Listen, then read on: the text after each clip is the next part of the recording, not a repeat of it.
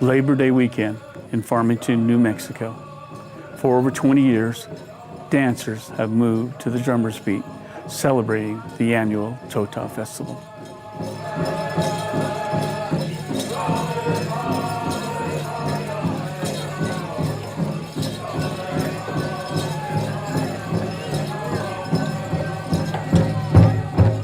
A time when Native Americans gather to renew friendships, demonstrate the magic of creating art, and sell their arts and crafts before winter returns to the Four Corners country of New Mexico, Arizona, Colorado, and Utah. Navajo, Apache, Ute, Hopi, and Pueblo Native Americans bring handcrafted arts and crafts to Farmington, New Mexico to trade and to sell. Weavers bring their Navajo rugs to a Saturday rug auction held in Farmington's Convention Center. Hundreds of rugs, large and small, are admired by buyers before the auction begins. Traditional Navajo styles from young and old weavers. There are many bargains. $3,000 to go $3,000. $3,000, ladies and gentlemen. Take a look. Take a look. You're going to miss it. $3,000. Outside the rug auction, a Navajo weaver is carefully watched by the young and the old as he demonstrates his traditional craft. Many weavers raise their own sheep, card their wool, spin and dye yarn by hand, creating weavings inspired by the culture and the Western American landscapes.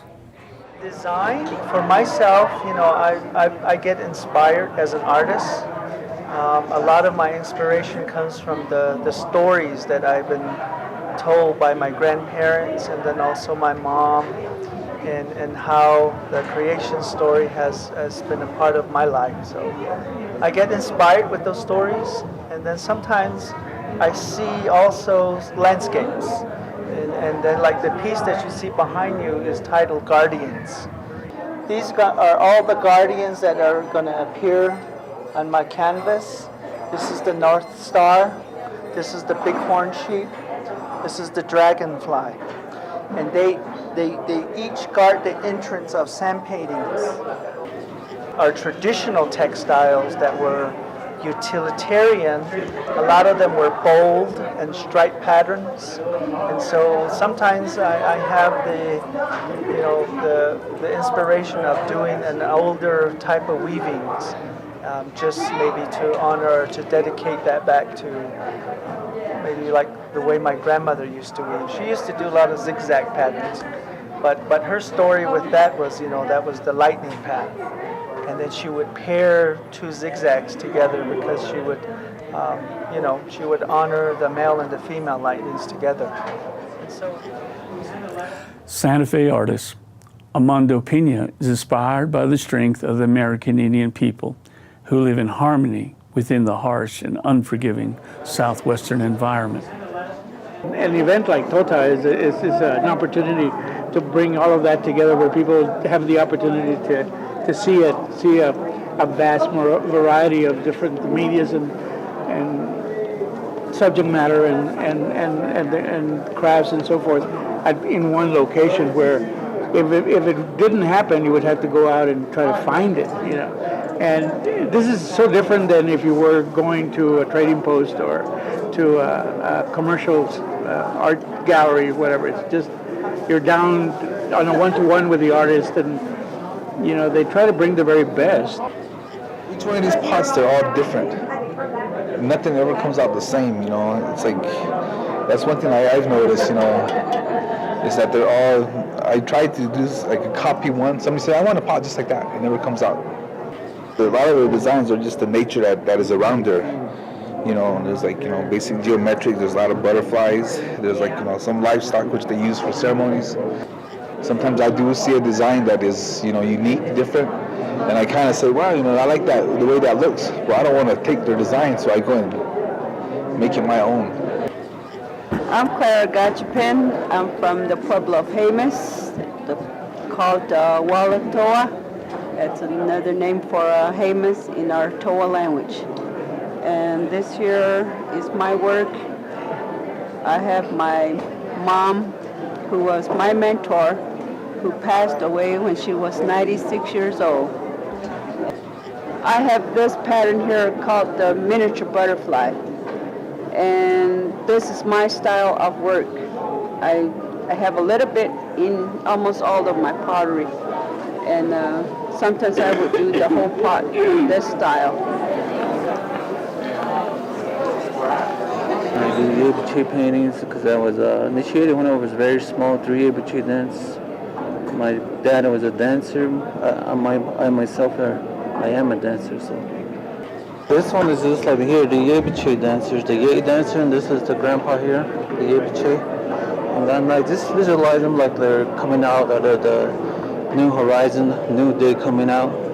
And then this is the landscape and the mesas where we live back home. So this is a representation. They live in their home area. And then I just visualize like that. It's a new day coming up, but still nighttime here, that they're coming out with a new horizon. And then these are just like the prayers and the songs are being said.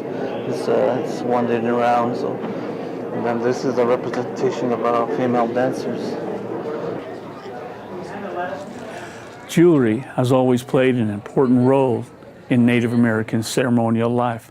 Silver and turquoise, carefully handcrafted into bracelets, bolos, necklaces, or earrings, prized from the ordinary to the extraordinary. Carvers in stone and wood meet at Totah to show their craft and their story behind their art. This piece is coming out of a cedar. It's all relating to a shiprock. It's kind of like what I'm carving here as a shiprock, as the peak, and then from there, the Navajos, they believe of the eagle wing. So that's where the wing of the eagle in a modern stage that I put it into. And it kind of represents the bad and the happiness of the eagle. So I'm trying to teach my son to start his career in the business, in the sculpturing business. So I'm here to help him out a little bit. And it's good to be here with old friends here. Some are still here from the beginning. Well, the quality has gone from a craft to a fine art show. You see a lot of the Indian market artists here, and it's good to see that. And there's a lot of young emerging artists here too, so they kind of rub off on the older, more experienced one. And a lot of these artists we can compete with nationwide with almost anybody. In Hopi, all of us have a way of expressing ourselves and have our own way of carrying on a tradition. My style is just a little more contemporary, but I'm still carrying on the tradition of keeping Hopi alive, and that's my sole purpose of doing artwork. This is a perfect example